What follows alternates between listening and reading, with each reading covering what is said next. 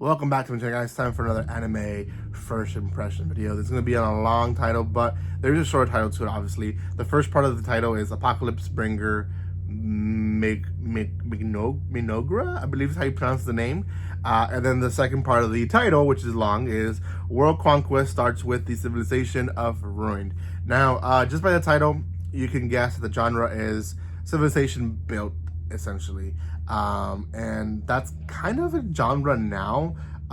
It's not definitely a genre, like you can't look that up, but it is a type of genre in my eyes, for the reasons of there's a lot of series that are like that, where it's more laid back, more slice of life, more they're building a civilization, they're building a kingdom or whatever it is, reincarnated isekai, but they're building something. And every episode is basically meeting a new creature or a new sect of group that was going to join the civilization and make it better. Typically, it's like based on what you would think they're villains, which is very much what we saw in this episode. But not always. Sometimes it's like the slime we'll get from everywhere. That slime anime, he got people from left and right. So anyways, this one is an interesting series. Honestly, if this was dubbed, I would actually watch it.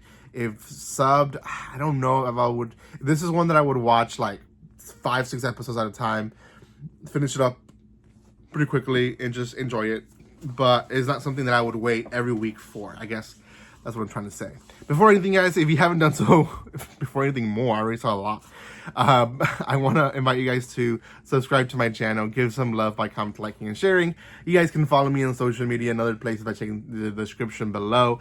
I do have a lot of first impressions out. I believe for sure 20, if not more, are out already. So go check those out. I've been trying my best to just release. I have pre-recorded some of these. I am currently out in a trip, so you might start seeing some of me in the van recording, because typically that's just what happens. So it is what it is, and I try my best to release as much as possible. There's a lot of that I still want to watch in my list, but hopefully I can get myself there. So okay, Apocalypse Bringer Mynoghra. I'm not gonna say that name anymore because I think I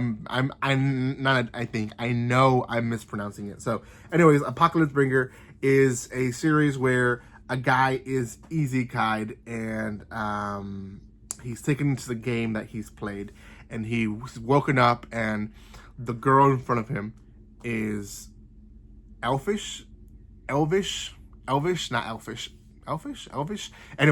of race, and she essentially is the character that he chose to run the game and basically command and have her as basically his right hand. And she recognizes him. She's like, I know who you are.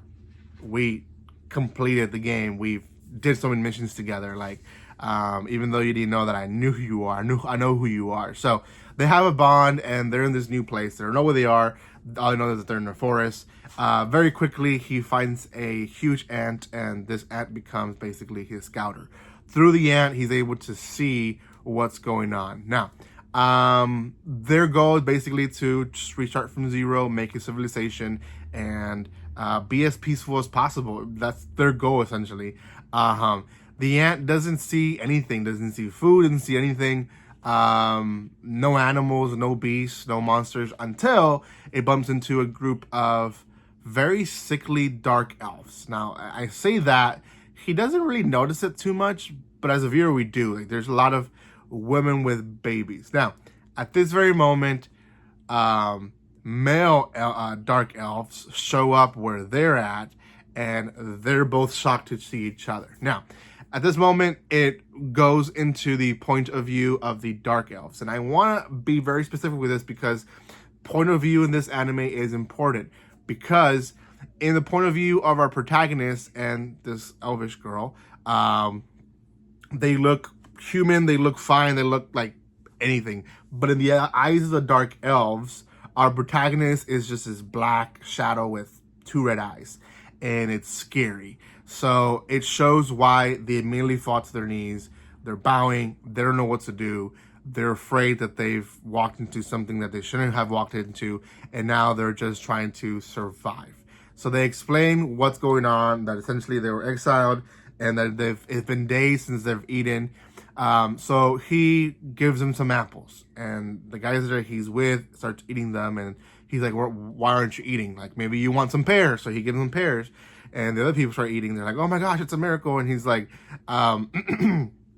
he explains the situation like, although I'm so grateful and you know, and hungry, I would prefer to take this food to my family and friends and you know, and people that are waiting behind us that are starving because there's kids there and babies that are malnutrition and, you know, so on and so forth. So he, out of thin air, creates more food that they can eat for days.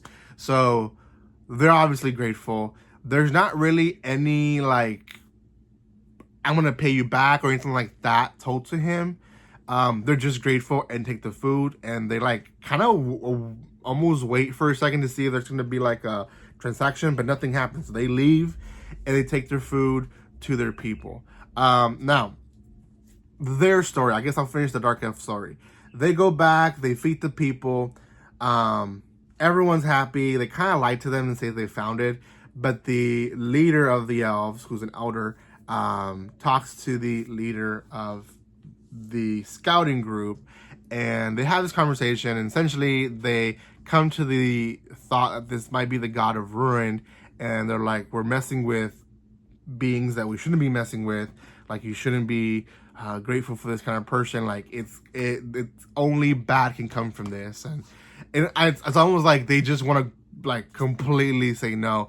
And I understand where the warriors coming is like, we've been dealt a bad hand all of our lives. Right now that we're being dealt a good hand, why are we saying no to this? But at the same time, I can see the elders' point of view of, we've been tricked all of our lives. Why can't you see that this might be another trick? Which, again, both sides are very much understandable of where they're coming from. Honestly, I think in that situation, I would be more like the elder and be more cautious. As a parent, as an older person, now I'm very cautious with who I let into my life and who I trust in my life, so I understand where he's coming from.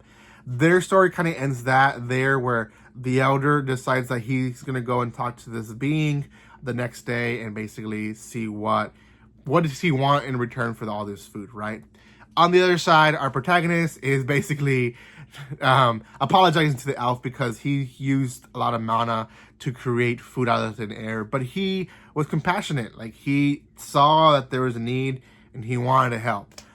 So all that is dandy. I think that's basically the episode in a nutshell. What to really expect from this series? Like I said earlier, it's not a high action, high paced episode or series, and that's okay. I like series like this whenever I want to be laid back, or whenever I want to just like wash dishes or something, prop it up, watch it dubbed, because I can look away maybe a second or two, right?